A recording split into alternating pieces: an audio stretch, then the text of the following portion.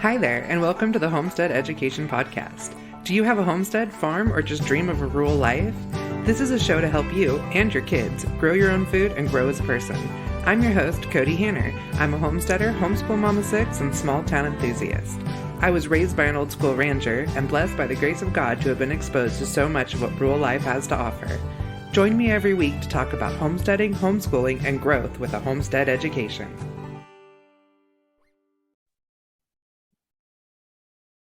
Hi, everyone, and welcome to the Homestead Education Podcast. I am so excited today because, as I've told so many of you before, some of the best relationships I have made have been on the road at these conferences. And I met the absolute sweetest lady in Alabama last month, and I have the honor of having Suzanne Shires, master herbalist and homesteader from Henderson, North Carolina, on the podcast today. Hi, Suzanne. Hi, glad to be here. I'm so appreciative of you coming on. Do you want to tell us a little bit more about yourself? Sure. It was really nice meeting you, by the way. I just enjoyed that show so much, getting to chat with you. As I said, I'm originally from North Carolina. I'm a native here in the mountains in the Appalachian area. I've became a master herbalist several years ago, and I've been an herbalist for about 20 years. My great-grandmother actually was a root digger, and my mother helped her as a little girl, would help her out in the woods, in the fields, and they would dig roots, and my great-grandmother would sell those. It kind of got lost. The herbalist side kind of got lost, but several years ago, when my son was little, and I remembered something happened to him one day, and I just panicked, and I called my mom, what'd I do? I don't remember now what it was that happened. And she said, oh, honey, I can't remember. Let me call Mama, her mother. And so my grandmother wound up calling me, and she said, now, very, very Appalachian woman, now, honey, you go out there and get you some of this. And I did, and I put it on his little whatever, little boo-boo, whatever, and it just stopped him from crying. Aww. And I just became connected to it at that point. And so I decided to pursue a formal education in herbalism. And I've been a homesteader for years, ever since I was old enough to have my own place. I was having gardens. I grew up with gardens, acres of gardens, because we had a big family, corn and peas and greens. So I got into the wild food side, kind of accidentally. Just I learned about a couple of little things, and it just hit me. Well, all of this stuff should be edible, So I started researching and finding out more and more what was edible. And I would ask my grandmother, do you remember eating this? She would make dandelions with collards and poke salad. And so, yeah, you can eat that, and you can eat this, and you can eat that. So it just kind of grew from there. And it's been a lifelong passion now.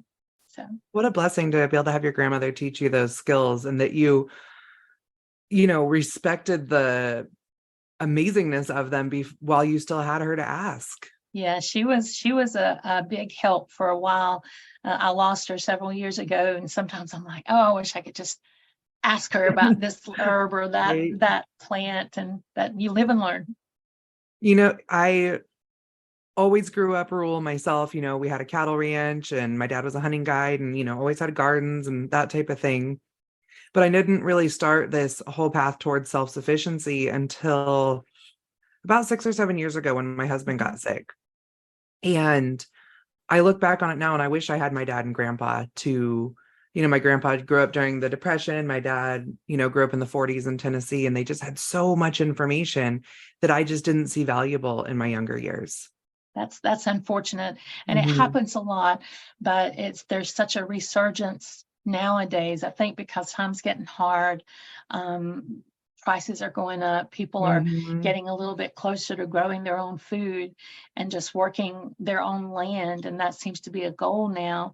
So I am so appreciative of that. And I try to help people anywhere I can. If they're trying to get their land, or they're trying to get their homestead started, I'm going to help them as much as I can, so that I'm glad you got yours, and that it's going well. Yeah, that's what I think what I love about the modern homestead movement is that we're all kind of here for each other and all working towards the same goal that, you know, for those of us that missed out on those opportunities learning younger, we still have that opportunity now. Yeah, and you can do it. You can homestead on a quarter of an acre. You do have to make, certain adjustments, but you may not have a cow, but you could have rabbits or a chicken, and to anything to make life a little bit more sustainable. And that's when neighbors and farmers in your area come into play. People like yourself, if you have a steer, or you're selling eggs, or even you have milk from goats or sheep or cows, it's for sale. And if you don't have your cow, but you can have access to fresh milk from someone else, well, you barter that. You work trade, you do things like that, because there's always something to do on a homestead, Right. as you know. We actually will let sometimes a 4-H kid or two raise their hog out here, and they have to come and help us mill feed, and that's their pay. That would be great. And it gives kids a chance to come work on a farm that don't necessarily have the space to do that because they live in town or something. So that's a lot of fun. That's great. I take in not take in, that sounded terrible. I take in apprentice here and there, and the first thing we do is we get out there and learn the difference in what's the weed and what's the herb, what we're going to keep. So little things like weeding gardens, getting grass out of beds when you're trying to grow herbs, things like that. And the knowledge that you get, we've kind of lost that, having our granny mentors and our grandfather mentors, because they just kind of moved slower, more at a kid's pace. We kind of lost that for a couple of generations, but it's coming back now. And I love seeing that multiple generation family, even if it's not your own grandparents. If you take on a young neighbor with young children, and you teach them what dandelions are, or you show them where milk comes from, or how to gather eggs, and you have to be gentle with those fresh, warm eggs, in their hand, and you can't crush them. Little things that will make an impact on a kid or a young family, even an older family. They don't have to be young. They can be middle-aged and suddenly have that desire to get back to nature, or to get back to a little bit more self-sufficiency. I love that. I'm actually working with a couple of families right now that they're starting to have their first grandkids. And the families have decided we want to homestead because we don't want to feed our grandkids what is available for food. Right. And they've come to me to have me help them start those processes, because I get a lot of people with kids coming to me because I have my homeschool curriculum, and they're like, we want to teach our kids this, but what are our next steps? Oh, yeah. Yeah. And food is horrible these days. If you are on a processed diet, and you're not getting any fresh food, or even fresh food in the grocery store, still has a problem, has lots of problems these days. But when you can grow it and get it a little bit healthier, and you have somebody showing you how to do that, because it's not easy. That first garden, that first year, when you break ground and you've got a handful of seeds and you don't know what kind of soil you have, a lot of people don't even realize how much shade they have. And it's kind of a shock, a little bit of a sticker shock, I guess you'd say, when they purchase all these tools and all these seeds, and then they get one little measly tomato. It's very disheartening. So the best advice: don't get discouraged. It takes a little practice, and it's obvious that it does, because people work at it for years.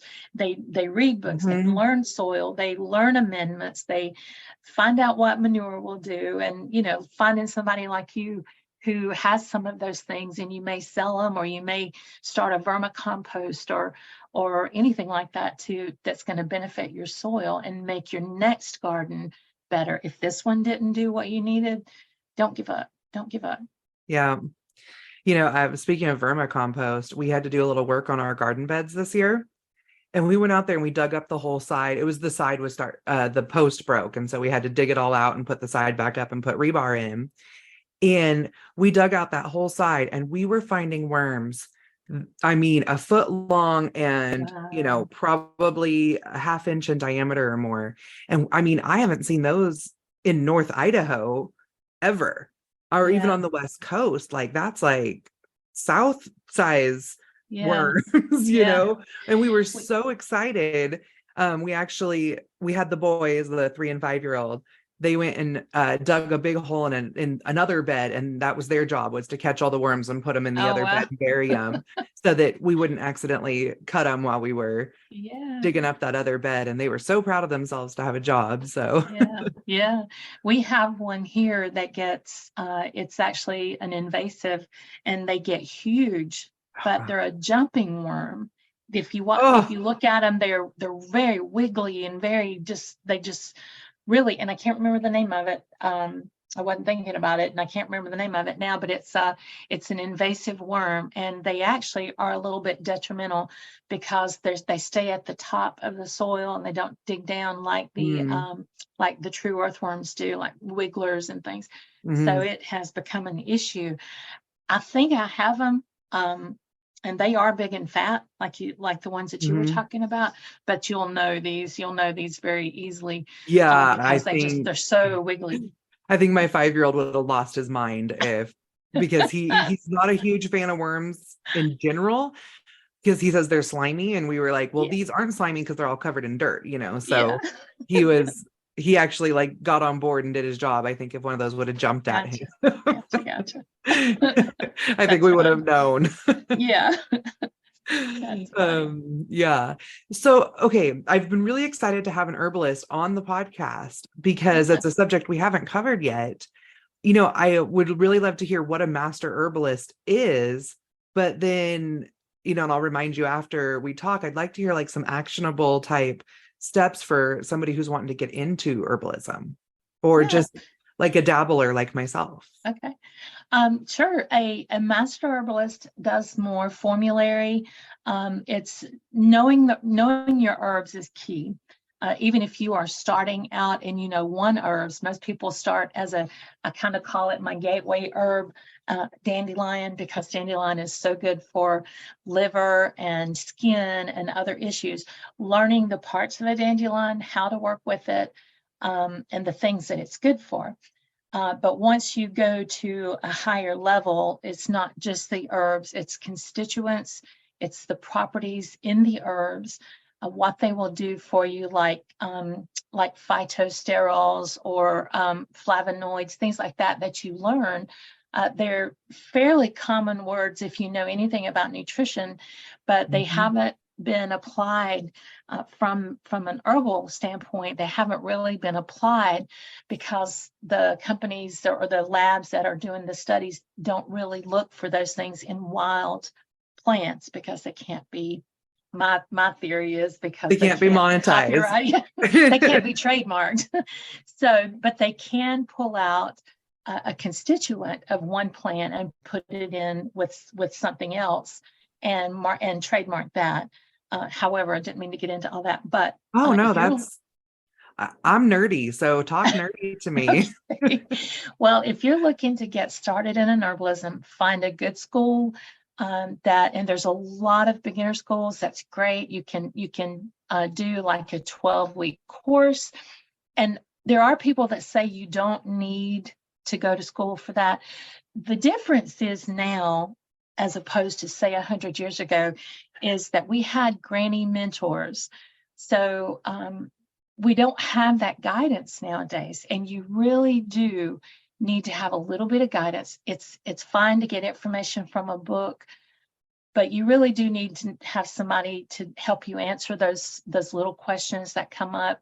Do I use this much, or do I use that much? Do I use this part? Do I use that part? Is this herb better dried? Is it better fresh? Little things that you just don't find out from a Mhm. book. If it's a question in your mind, there's nobody there to do that interaction with. So if you Okay. find a group, um, I'm about to start an online granny mentor program. As a matter of Oh, fact, and we'll meet once a week for a live session, and then those will be recorded. And I'll take questions. We'll talk about a specific herb, how to work with it. And then, especially if it's in season, here's what's coming up. Here's what to look for. You're going to use this for this or that. So it works that way. And the Granny Mentor, especially in Appalachia, it was just a common thing that yeah. a teenage girl or younger even, or sometimes it was a boy, would go and live with a granny or someone else, especially from a big family. She would go and learn these things and come back and help her family. I Because the love granny, that. Let me know when that group is okay, live because I really I want will. to tell people about that one. That's Yeah, I love really that. exciting.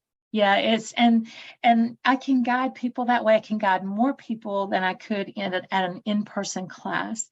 But I have beginner students who we start with one herb. I usually will ask people, what are you interested in? Are you looking for any viral herbs, especially with what we just went through the last couple of years? That's been a big issue. Hmm. Now, what's a Some vital people, herb?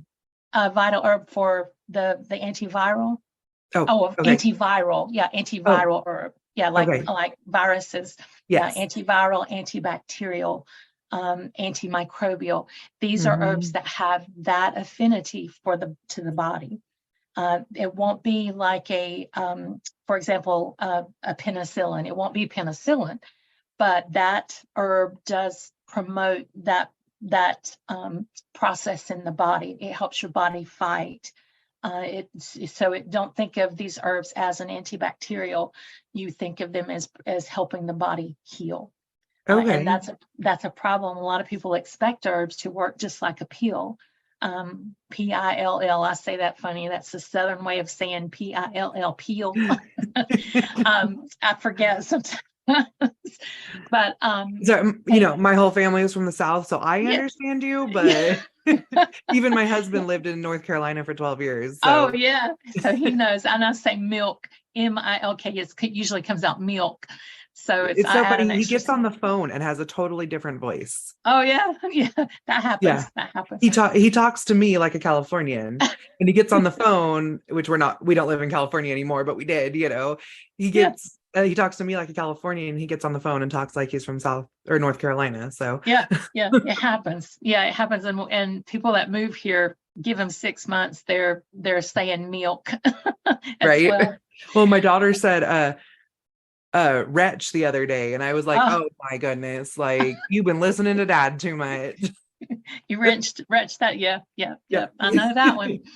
Well, I would suggest to anybody who's looking to get into herbalism, find a good book and then find a good school. There are some inexpensive schools out your way, a little more towards your way, out west. A friend of mine, her name is Amber Robbins, the Bitter Herb Academy, very good.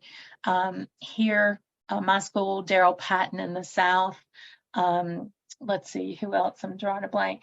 There And are I'll make sure I several. link all these too. Yeah. Daryl Patton is the Southern herbalist. The bitter herb is Amber Robinson, I think. And then there's others too. Joey Knopfsinger is in Tennessee, and several others. I can get you a list of people Okay, that I yeah, I'd know love and that. would recommend. So, and then there's larger schools as well. Heirloom Academy. I'm going back for a naturopathic doctor. I decided I needed more initials. So I love no, it. I'm just always learning. It's just a thing about learning. I love it. So I'm going back for functional nutrition and naturopathic doctor, and that's Heirloom Academy, and that one's in Michigan. So I that's am so in awe of you. oh, well, thank I you. love it. Yeah, it's there's the naturopathic doctor and naturopathic functional nutrition is really fascinating for me, especially because I'm so into wild foods. My next book Hmm. is coming out next month, and it's a wild foods book, Wild Foods from Yeah, Beyond the Garden Gate. It I should be have out been in May. excited for that one to come out. So it's coming out Yeah, in May. yeah, should be out in May, All unless I right. hit a glitch. the last of the editing is going on right now. So I know how that one goes. I yeah. have finished books the night before release and had them available for download the next Yes. morning. Yes. So, So you know how that works. yes. So tell me a little bit more about that book. That is a collection of about 200 wild food recipes. I give a profile on each plant. There's a 1 to 2 page with at least 2 pictures of every plant so that you can identify it. In the recipes, if I call for, say, 4 wild ingredients and you don't have those, I give you what I call a mundane as well. So like wild onions, for example, if you don't have wild onions, if you're under 3 feet of snow and you can't get any onions, well, you can use chives or garlic or what have you.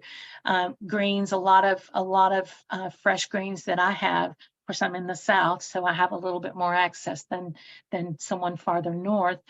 But you can use kale, you could use collards, different things like that. Okay. The spices, the ingredients in the spice blends that I give, I always give a mundane for those, like sumac, for example.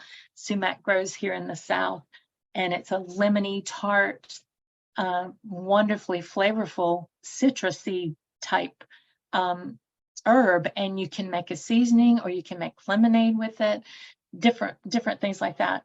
But if you can't get sumac and you still want that seasoning, well, we can just use a lemon pepper seasoning. Oh, okay. So I give you a mundane with everything. So anybody will be able to make these recipes. If you have one wild food, you can make something in that book. That is such a great book to have because, I mean, I feel like a lot of us, we're good cooks or we know a little bit of foraging, right, but not kind of both. And being able to bring that together and have it all in one place. I mean, that's going to be wonderful. Yeah. And I'm a dash of this, half, handful of that. So it took me a while to make these recipes because I'd have to go and make it and think, okay, did I use a whole handful or a half a handful? I've written a small cookbook and I was definitely like, I don't know. I just put stuff in until my ancestors tell me to stop. Well, what if you don't like this ingredient? Well, don't use it. Make it the way you like it. So I do give general, and I have this whole chapter on how to use the book. If you don't have it, here's, look for the substitute. If you do have it, but you don't like it, you don't have to use it, or you can use it in a different way. And even in ferments, I do a lot of ferments. And the next book, because I've already got started on it over the last few years, is a ferment, like sauerkraut, pickles and things. Yeah. And if you don't like a spice, don't put it in. Or if you don't like this particular ferment when it's a couple weeks old, sit it in the back of the refrigerator. It may be better at 2 months. So, you can do things like that in this book too. And the name of that is Wild Things from Beyond the Garden Gate. And it's a collection of Suzanne's recipes. Oh, great. Lots of pictures. So, okay, I am a brand new beginner forager herbalist. I do very little of it, just what I know I have in my yard. And I'm, the only one I can really get my kids motivated for is berries, but that's, I'm okay with that one too. Great way to start. We have huckleberries up here, so we're one of those unique spots, and we love them.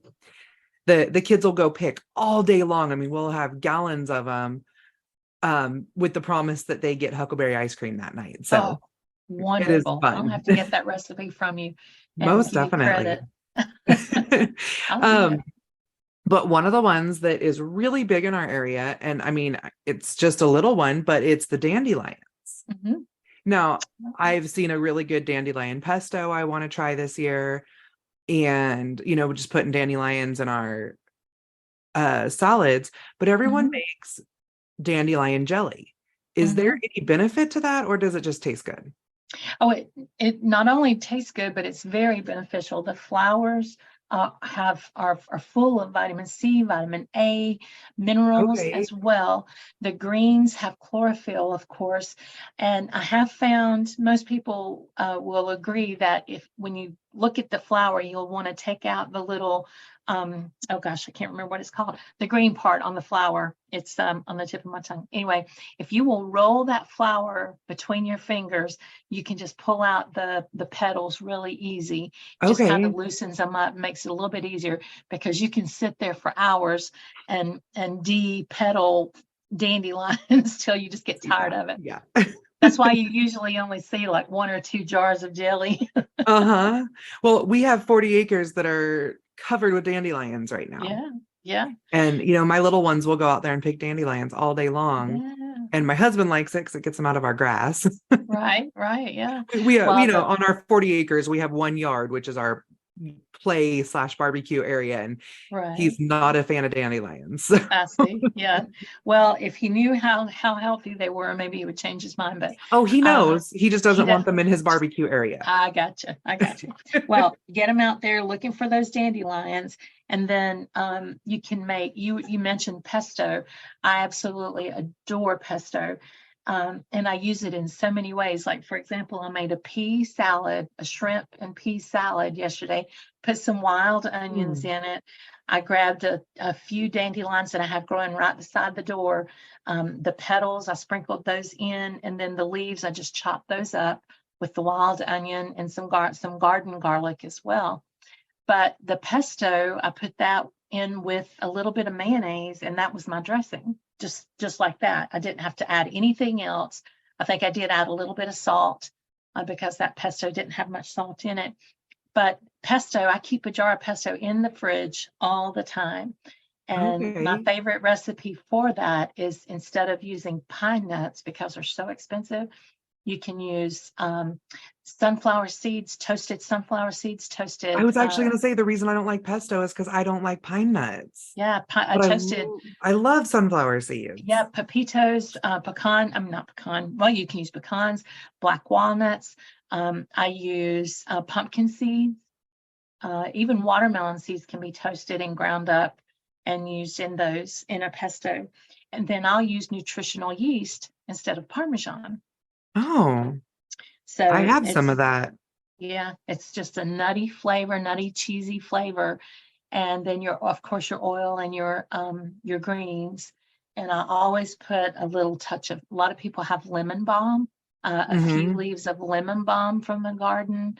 It's really good in with your dandelion pesto. And if you don't have enough dandelions, throw in a little bit of, doesn't have to be basil. You can throw in kale or spinach. Or if you're looking in your yard and you have chickweed, if anybody knows what chickweed is, that's a real common green as well. So you can throw in those, and cleavers. I make a pesto with cleavers. That, if anybody knows what cleavers are, it's the inspiration for Velcro. You can, I've got in my first book, I've got a picture of it, of a leaf, of a stem of it thrown up over my chest, and it just sticks. You just can't, it's just sticky. So it doesn't leave like little burrs, but it just has Hmm. the Velcro feel. Most people don't like to eat that, but when you grind it up and put it in a pesto or steam it, it's wonderful. And the flavor is so good. And it's a lymph cleanser or a lymph mover. So if you have stagnant lymph, especially like along your jawline, if you feel like you have some swelling there or a little bit of tenderness, I would suggest anybody just go on YouTube and look for a lymphatic massage, and you just gently move your finger along your jawline to help your lymph move away. And there's a process to do it, but it's from the chin to your jaw, across your jawline, back below your ear, down your neck to a spot there in your collarbone. And you wind up doing it all over your face, behind, and it makes you feel so much better.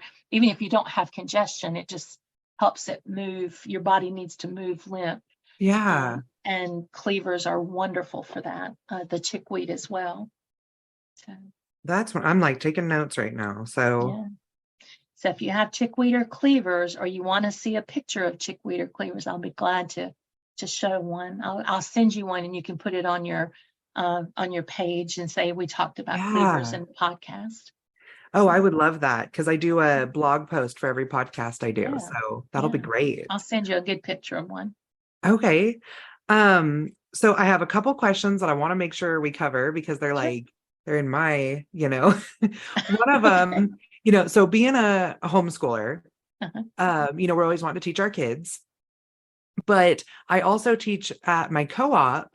And next week I teach my homestead science at co-op, and next week is foraging.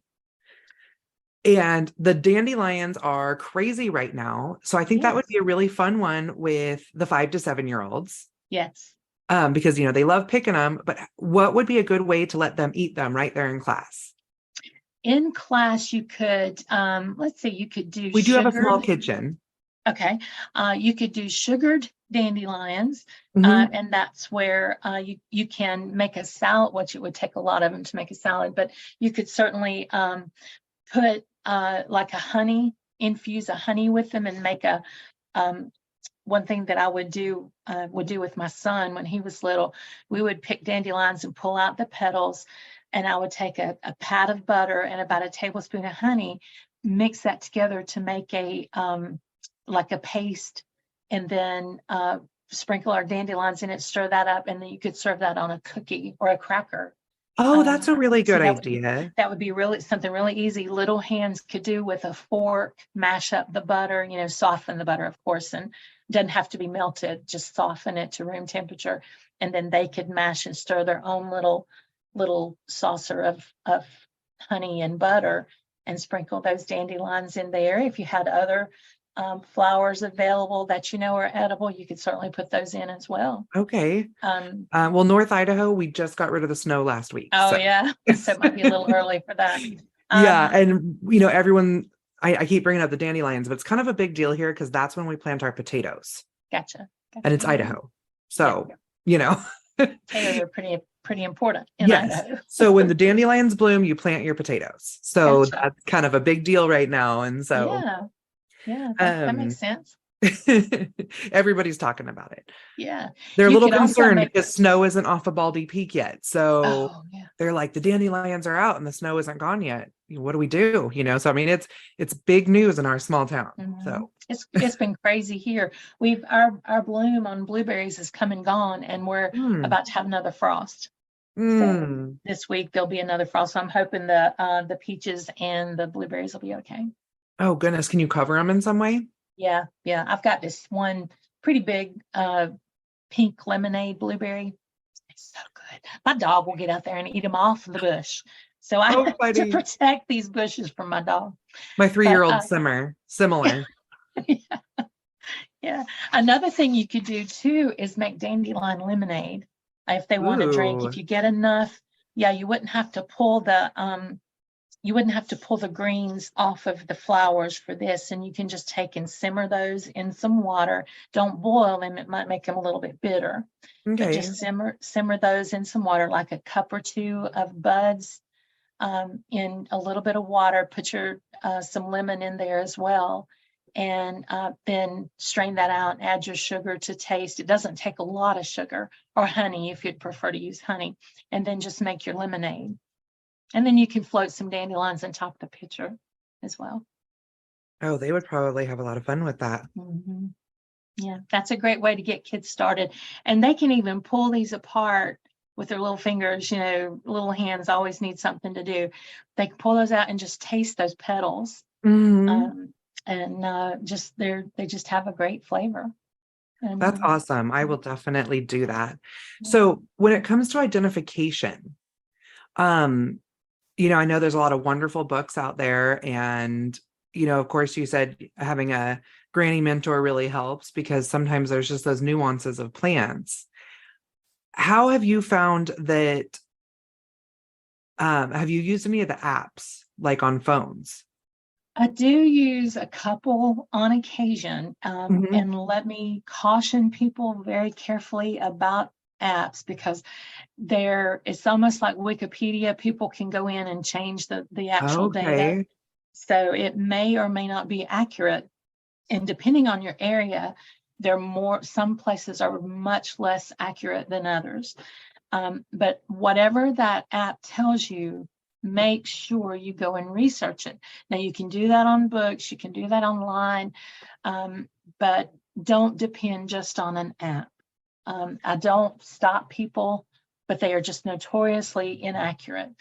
They're very convenient, but Well, it sounds like I could use it similar to how I do Wikipedia. Like sometimes I'll yes, start there to get words. it's a good place to start. Yes. And, we're out in But the woods sometimes and we'll have a book with us and find something, and we either can't find it in the book or can't properly identify it in the book. So I'll right, snap a picture, but I don't have service. So when we get right, home, I can upload that picture into my app and it kind of confirms maybe what I was thinking or right, points me in the right direction. But I right, wanted someone else's opinion that does this a lot more than I do. right. And what's even more important than an app is to learn just a little bit of botany. And it's really Mhm. impressive when you know a little bit about botany. For example, if you look at a plant or somebody hands you a twig or a flower, let's say someone pulled this stem of something, and you've got leaves that are opposite that's one on either side of the stem, and then the next two above that go the other direction. So think of north, south, east, west, north, south, east, west up the stem. And Mhm. it usually will have a purple flower, will have some sort of fragrance, and the stem is square. You have narrowed down from 10,000 plants down to less than 1,000, because those are 4 indicators that you've just found a mint in the Lamiaceae family. Now, the Lamiaceae family could include sage and oregano, lemon balm, all of these different mints as well, like spearmint, peppermint, apple mint, all of those things are in the Lamiaceae family, and they all have those 4 characteristics. Very Okay. few other plants in other families will have all 4 of those characteristics. So that sounds really Interesting. impressive, but it just took just a couple minutes to learn that. The Yeah. opposite alternate, that would be north, south, and then the next 2 leaves will go east, west, and then back to north, south, east, west. Purple flower, square stem, and some sort of fragrance. That's Awesome. almost, you could just about bet money on it that it'll be a Lamiaceae. Wonderful. The So same for the pea family. you have this book Uh-huh. that I'm going to hold it up and show it so I can show everybody on like Instagram and stuff as well. It is Wild Herb Gardening. Uh-huh. And I'll be honest, I haven't even had a chance to flip through it because I came home and my 14-year-old daughter snatched it up, and I was just able to get it back from her this morning because she's taking an herbs, teas, and tinctures class, and she wanted to be able to take this with her. It is an absolutely wonderful book with so much information and so many good pictures. I can't wait to dive into it myself a little bit more. But would you like to give us a little bit more information about what they can get out of this book? Sure. I try to put in as much information as I possibly could. Now, you'll find in other books or even online, it'll say this plant is good for this, good for this, good for this, but you don't know what part of the plant or how to make it good for your body. Mm-hmm. So I try to go in depth. If you're going to use this particular plant for congestion, you would want to make a tea like this. Or if you're going to use this plant for a scrape or a sore on your skin, like a bed sore, for example, you would want to use it like this. And this is why you want to use that, because it's gram positive, gram negative, or it has other constituents that are healing to the skin. So I try to give you that much information and put all of that in there about that plant. And most plants are not just good for one thing, they're good for multiple things, because herbalism is all about bringing balance back to your body. If you have too much say your cholesterol is too high or your blood pressure is low or high, you want to come back to center. You want to balance that. It's not that you just want to lower blood pressure. You want to make it so that your body will continually keep that blood pressure at a good rate that's healthy for your body. So I try to tell you things like that about the plant as well. How is it going to bring health back to balance? So each herb has 10, 12 pages of information there. so Oh, that you can learn wow. all about the plant. Okay. Yeah. I read the first chapter at that convention or the conference we were at, and Uh-huh. I was just so impressed with all the great tips that just made it explained so many of the questions that I had Yeah. as a beginning herbalist. Yeah. So, There's a list of equipment that you may need: a strainer, a funnel, jars, things like that. Little things that help you. I try to put tips in throughout the book. Have two types of strainers: a regular mesh, and then make sure you get a fine mesh. Coffee filters, things like that. How to use the book if you're looking for just a remedy for one thing. How many herbs that could possibly be used for that sort of thing. I try to give a lot of information. Someone told me they felt like they were being fed with a fire hose. So I'm like, no, take it in little bites, little bites. yeah. But I do give a lot of information, as much as I can, on one plant. Well, I'm excited about it. I'm definitely going to link it in the show notes. And, for my listeners, you'll be able to find more information about it on my website as well. Um, you also have a couple of really great games for kids and beginning um, foragers, to help reinstill those skills and identification. Do you want to tell us a little bit about those? Yeah, thank you. I came up with a game called Go Forage. I don't know if you can see that. Yeah, I see that pretty good. And I have Okay. a set here at home I'll snap a Okay, picture of good, good. too. There's 27 cards in the deck, and each deck has 2 matching cards. You play it like you would Go Fish, but this is Go Forage. So, for example, you might say, do you have Solomon Seal, to the people that you play? And if nobody has it, they'll say Go Forage. You have to pull another card. Each of those cards on the match, one has environmental, one has uses. So you get a ton of information with a really good picture on how to identify. Now, that one picture is not your only identifier. You need to make sure you're getting the correct plant. However, you get a good picture so that you can see what you're talking about. And then I also give pronunciation for the family name. Like earlier, I said Lamiaceae. Well, Lamiaceae is the mint family, but you want to learn how to pronounce that because it just looks like a big word, big Latin word. So I give a pronunciation, I give a family for each herb, lots of information on how to grow it, what zone it grows in, what type of soil, and then you would use it for this or that on the other card. So there's a lot of information on the 2 cards to learn about the plant. Kids love it. I actually created it for herbalists, but the homeschoolers have been so excited about it. And it's a good quality set of cards. They'll last. And I the know we're kids are going to be loving using it. it in our co-op. We're going to use it at our co-op next year. Oh, yeah. So, Oh, great. yeah, Great. I've already told the herbs, teas, and tinctures gal about it, and I'm taking it into Yeah. her next week. So, I had a show this past weekend in Alabama, and this kid came up and he wanted to buy a set. He was with his mom, and he asked me how much they were, and I think he had like $2, And I said, I bet your mom would help you. Would you barter with your mom to get them?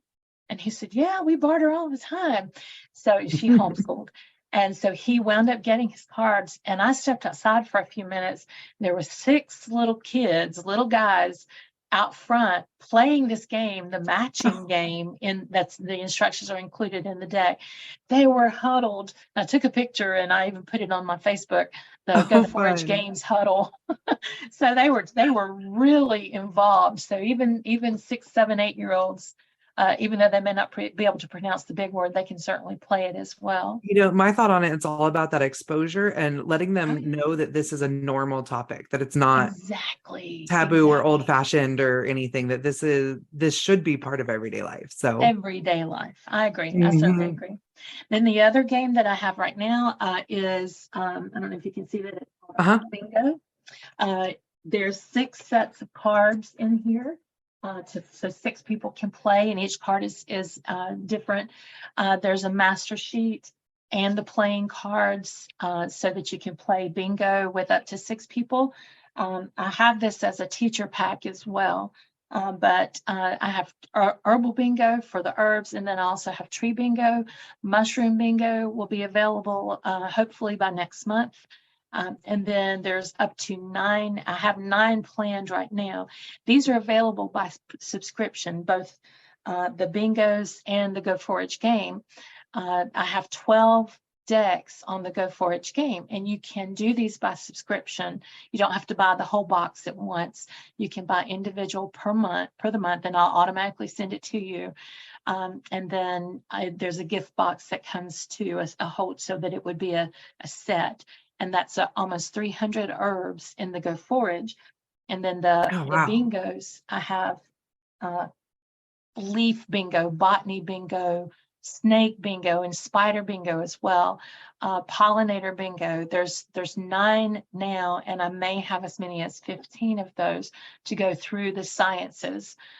So these would be certainly a extracurricular science project to do all those, or just learning. You learn the parts of the leaf, parts of a plant. So it's a lot of fun, and I'm coming up with the pictures to show all all the different parts of a flower, like the piston and stamen and different types of petals and different leaf shapes on the leaf bingo. Oh, you hit my nerd bone. I have a teacher friend who helps me. She's a science teacher, and her kids, she's actually a homeschool. She teaches a homeschool group. And, it's the group all together, and they're going to some really big fairs and conferences and competitions, and they're using the tree bingo right now because they have to learn the bingos, and there's 36 plants in that tree bingo. So they're learning all of those and learning the Latin name on those as well. I'm big on learning the botanical name simply because several different plants, like Queen of the Meadow, for example. There's 2 Queen of the Meadows here. It could be Queen Anne's lace, or it could be something else in another and it gives you more area. information, behind it and stuff. I agree completely on that. I actually spoke on that this weekend on that there's actually 2 different species of cows that we raise in the United States. And if you're looking at marbling things that like come from genetics and stuff, not knowing, just thinking that, all cows are the same, they aren't. So I didn't know that. Yeah. Thank you for telling me that. Like Brahmas and stuff are a different breed than like our Anguses and Herefords. They're the Anguses and Herefords are Bos Tauruses, and the Brahmins and stuff are Bos Indicus. They come from India, and they're actually a different species. Yeah. Great. So I agree with you that those proper names are important. Oh yeah, I love to geek out on something and get every little detail. And if somebody will say, you can use this for this, and I'll say, well, you use it for everything, or is it just in certain situations? I want to know that. I mean, just little things. I want to know all that information. So, I love it. Yeah. So, well, this is perfect, because my favorite question for all of my guests is, what does keep growing mean to you? Keep growing means find ways to get things growing in your garden. Learn as much as you can. Growing is not just a plant, it's your children, it's yourself, it's your horizon. Keep growing is just, that's just a wonderful saying to just continue to build and get better. Learning as much as you can. Be a fount of information for other people. So yeah, keep growing is a wonderful phrase. Oh, thank you. That is exactly what we need to hear. Be reminded all the time to keep growing. Yes. So do you want to tell everyone where they can find you? Yes. My website is simplehomesteadliving.com. The games are available. I know, Kody, you're going to have links to games there on your website as well. My website has recipes. My books will be available on my site or Barnes and Noble, and I'm not on Amazon. I'm just not on Amazon, but you can get them at Barnes and Noble or my website, Simple Homestead Living. The games will be available. The link will be there on your website as well. Most definitely. Well, thank you so much for coming on. You've taught me a ton today and given me some inspiration to get out on my property, because I have people begging me to come forage my property. And I'm like, I don't even know what I have. Wonderful. Wonderful. So I will be at 2 shows, as a matter of fact, not near you there in Indiana, but I'm sorry, not in Idaho, but I will be in Indiana at the Patriot Homestead Festival this weekend. oh, nice. That'll be this weekend starting Friday in Scotts County, Indiana. And then in 2 weeks, I'll be in Ohio at the Bushcraft Festival. I'll be teaching classes there. So I'd love to see you at both of those events. Yeah, if you guys are heading to those events, make sure you stop by and see Suzanne. She is amazing and so much fun. So thank you so much for coming on the show today, and can't wait to see where our friendship takes us in the future. Wonderful. I hope to see you in person again soon. Definitely. Thank you for joining me today at the Homestead Education, and I hope that I have given you something to think about this week. To help others find me, please comment and leave a review on your favorite podcast player. You can also follow me on Facebook at the Homestead Education and Instagram at Homestead_education. Do you have questions that you would like answered, or just want to say hi? Please email me at hello@thehomesteadeducation.com. Until next time, keep growing.